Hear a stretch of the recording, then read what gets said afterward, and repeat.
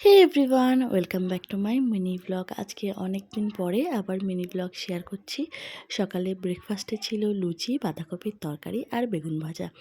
খেয়ে একদম সোজা চলে এসেছি স্টেশনে। আজকে মিঠুন আসবে, তো এই সন্দেশটা আগের দিন কালীতলাতে ওর নামে পুজো দিয়েছিলাম, সেটাই রেখে দিয়েছিলাম। তো ফার্স্টেই এসে এটা ওকে দিয়ে দিই, আমরা দুজনে শেয়ার করে খাই।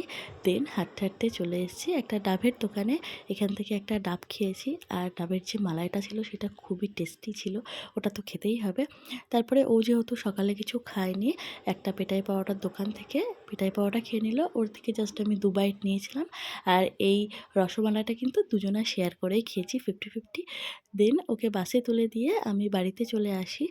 বাড়ি এসে ফ্রেশ হয়ে একদম দুপুরের লাঞ্চ করে নিই। আজকের লাঞ্চে অনেক কিছুই ছিল, তো একদম সিম্পল খাবার খাচ্ছি, কারণ এই কদিন আমার একটুখানি প্রবলেম হচ্ছে। আর বিকেলবেলায় জাস্ট একটুখানি ম্যাগি খেতে ইচ্ছে করছিলো বলে ম্যাগি খেয়েছিলাম। তো আজকের মতন এইটুকুই।